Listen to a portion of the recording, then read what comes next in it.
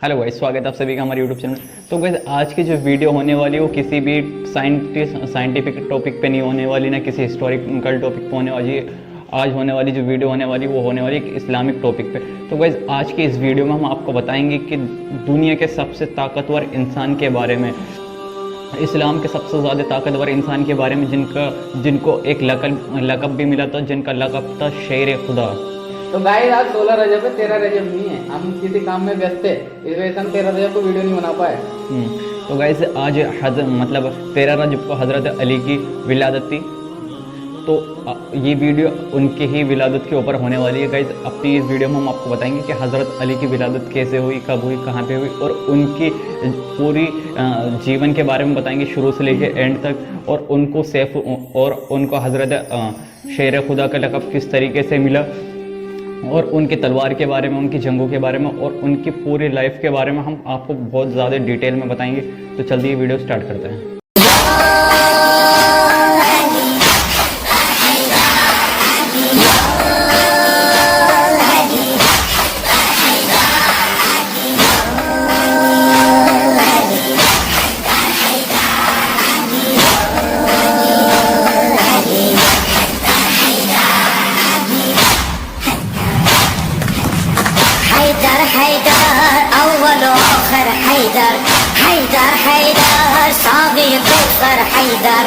حيدر حيدر يا آقا يا مولا حيدر حيدر فاتح خيبر حيدر حيدر حيدر أول وآخر حيدر حيدر حيدر صابر كوثر حيدر حيدر حيدر يا آقا يا مولا حيدر حيدر فاتح خيبر حيدر نفسه حيدر حيدر أول وآخر حيدر حيدر حيدر صابر كوثر حيدر حيدر حيدر يا آقا يا مولا حيدر حيدر فاتح خيبر حيدر حيدر أول وآخر حيدر حيدر حيدر صابر كوثر حيدر حيدر حيدر يا آقا يا مولا حيدر حيدر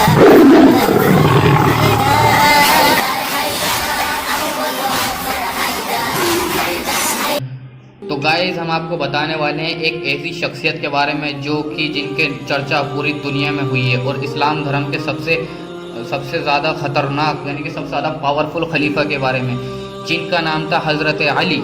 तो गाइस, हम अब बताते हैं इनके बारे में कुछ कि इनका जन्म कब हुआ था। तो गाइस, इनका जो जन्म हुआ था वो 13 तारीख को हुआ था, यानी 13 रजब, इस्लामिक डेट 13 रजब को हुआ था, और 601 ईस्वी में हुआ था। इनका असली नाम जो था वो अली इब्न अबी तालिब था। इनके अबी तालिब इनके जो वालिद साहब थे उनका नाम था। इनकी जो माँ का नाम था, यानी कि इनकी माँ का नाम था फातिमा बिन असद था। फातिमा बिन असद से पैदा हुए थे। गाइस, हम आपको ये बताए थे कि हज़रत अली की जो पैदाइश थी वो एक पवित्र स्थान यानी कि मक्का के काबा के अंदर हुई थी। जो वो एक पहली ऐसी शख्सियत थे जिनकी पैदाइश काबा के अंदर हुई थी। तो गाइस, हम आपको बताते थे जो हज़रत अली 5 साल की उम्र में मोहम्मद सल्लल्लाहु अलैहि वसल्लम की पत्नी यानी कि ज़ौजा खदीजा के साथ रहे थे 5 साल की उम्र में। जब अली 9 वर्ष के थे, यानी कि जब 9 साल के थे, तो मोहम्मद सल्लल्लाहु अलैहि वसल्लम ने खुद को इस्लाम के पैगंबर के रूप में घोषित कर दिया गया था, और अली को इस्लाम को स्वीकार करने वाले पहले बच्चे बन गए। यानी कि अली ने सबसे पहले इस्लाम कबूल करने वाले थे, वो सबसे पहले इस्लाम कबूल करा था। खदीजा के बाद जो इस्लाम कबूल करने वाले थे वो दूसरे व्यक्ति थे, हज़रत अली। तो गाइस, हम आपको बताते हैं कि हज़रत अली की शादी किस उम्र में हुई थी। तो हज़रत अली की शादी जो होती वो 623 से 625 के आसपास मोहम्मद सल्लल्लाहु अलैहि वसल्लम ने अपनी बेटी फातिमा का विवाह अली से कर दिया था, जब फातिमा की उम्र थी 19 साल। जिस उम्र में उन्होंने हज़रत अली से शादी करी थी, तो हज़रत अली की जो उम्र थी वो थी 22 साल की। अब हम आपको ये बताए थे कि हज़रत फातिमा और अली के कितने बेटे थे। तो हज़रत फातिमा और अली के 5 बच्चे थे। 2 लड़कियां थीं, जिनमें से एक का नाम था ज़ैनब बिनते अली और दूसरी थी उम्मे कुलसुम बिनते अली, और 3 लड़के थे, जिसमें से मोहसिन जो पैदा होते उनकी जो मृत्यु हो गई थी पैदा होती। और गाइस, इनके जो 2 पुत्र थे वो थे हज़रत हसन और हज़रत हुसैन। तो गाइस, हमने आपको ये बता दिया कि इनका हज़रत अली का जन्म कब हुआ था, और इनकी पैदाइश कहाँ पर हुई थी, मक्का में हुई थी, काबा में हुई थी, और इनकी जो ज़ौजा थी उनका क्या नाम था। अब हम आपको गाइस बताएंगे इनकी ताकत के बारे में कि आखिर ये कितने पावरफुल इंसान थे इस्लाम धर्म में, और हम इसकी पूरी उस आपको डिटेल देंगे कि कितने ताकतवर थे। तो गाइस ये कहानी स्टार्ट होती है एक, जब ये इस घोड़े पे सवार थे तो ये किसी एक रास्ते से गुजर हो रहा था इनका, तो इन्हें दिखी एक बूढ़ी औरत। तो बूढ़ी औरत बहुत ही ज़्यादा बूढ़ी थी और उसके हाथ में एक मतलब उसके ज़मीन पे एक पोटली रखी हुई थी और उससे वो पोटली उठ नहीं रही थी। तो इन्होंने जाकर देखा और उन्होंने कहा कि मैं कुछ मदद कर सकता हूँ आपकी। तो ये गए और उन्होंने कहा कि हाँ बेटा इसको पोटली को उठा के मेरे कंधे पर रख दो। तो जब वो उन्होंने वहीं से घोड़े पे से अपनी तलवार जो कि उनकी जुल्फ़िकार थी, उस तलवार से जब उन्होंने उठाई पोटली तो उनसे उठी नहीं। तो उन्होंने गुस्से में आके, अपनी ताकत का अंदाज़ा उन्हें था नहीं उस टाइम पे, तो जब उन्होंने गुस्से में आके जब उन्होंने उतरे वो घोड़े से, उन्होंने उसी तलवार से उठा के उसके बूढ़ी औरत के कंधे पे रख दी। तो गाइस कुछ बाद लोगों का ये कहना है कि इस तलवार वो इस पोटली का जो वज़न था वो 7 आसमानों के बराबर था, जो कि उनको बिल्कुल भी अंदाज़ा नहीं था। और वो जो औरत थी वो कोई औरत नहीं थी, ना कोई बूढ़ी औरत थी, वो एक फरिश्ता था जो उनके सामने आ गया था। और गाइस अगर इनकी कहानी के बारे में और बताएं तो एक सहाबा का वो आ रहा था लश्कर, हमारे नबी भी थे उसमें साथ में। तो ऐसी जगह से उनका गुजर हुआ है जहाँ पे बहुत ही ज़्यादा जिन्नात रहते थे। एक कुआं था वहाँ पर, उसमें बहुत सारे जिन्नात रहते थे। तो जब ये गुजर रहे थे तो हमारे नबी ने कहा कि एक साहबा को हुक्म दिया कि वहाँ से पानी लेकर आओ। और वो बाल्टी भर के पानी लेने गए साहबा, वहाँ से वो वापसी लौटे नहीं। तो उन्होंने कहा पता नहीं क्यों नहीं आया, तो तुम जाकर देखो। दूसरे साहबा से बोला तो वो दूसरे गए।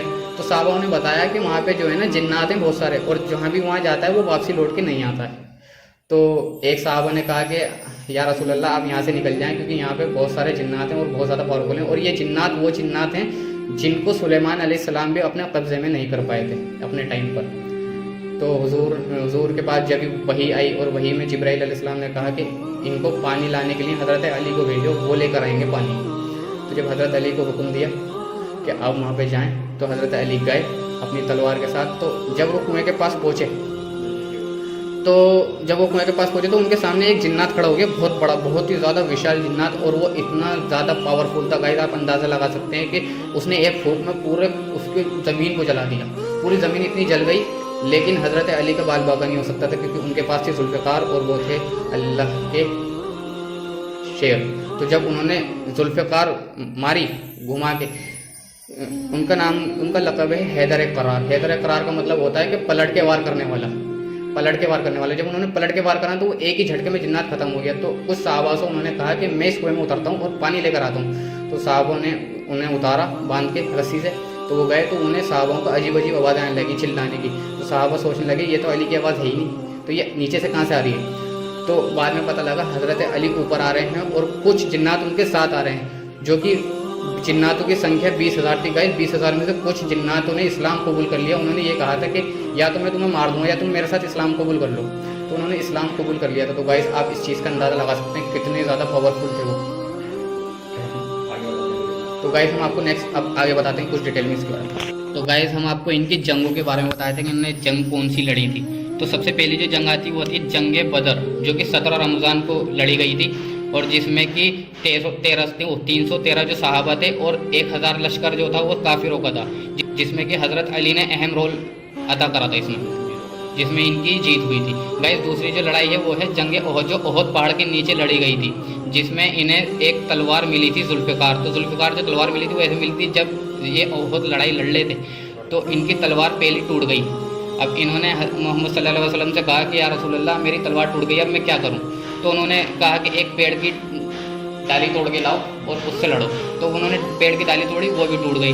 तो फिर वो दोबारा आए कि या रसूल अल्लाह ये भी टूट गई। तो फिर उन्होंने कहा फिर से आओ, फिर से तोड़ के लाओ, तो वो भी टूट गई। तब ने हुक्म दिया हज़रत जिब्रील अलैहिस्सलाम को कि जिब्रील जाके जन्नत से जुल्फ़िकार लेकर आओ और हज़रत अली को पकड़ा दो। तो जब जिब्रील अलैहिस्सलाम आए मोहम्मद सल्लल्लाहु अलैहि वसल्लम पे तो जुल्फ़िकार लेकर आए। तो जब मोहम्मद सल्लल्लाहु अलैहि वसल्लम ने जुल्फ़िकार उनको तोहफे में अता की, तब जाकर जुल्फ़िकार से वो लड़े। और वो तलवार का कुछ ऐसा है हम आपको बताते हैं। उनकी जो तलवार है, उनकी तलवार की जो मीनिंग है वो है बहादुर, एक बहादुर सा राजा, अल्लाह का शेर। अब हम आपको इनकी तीसरी जंग के बारे में बताते हैं, जो कि सबसे बड़ी जंग थी, वो जंग खैबर थी। और इसमें इन्होंने बहुत ही ज़्यादा अपनी भूमिका निभाई है।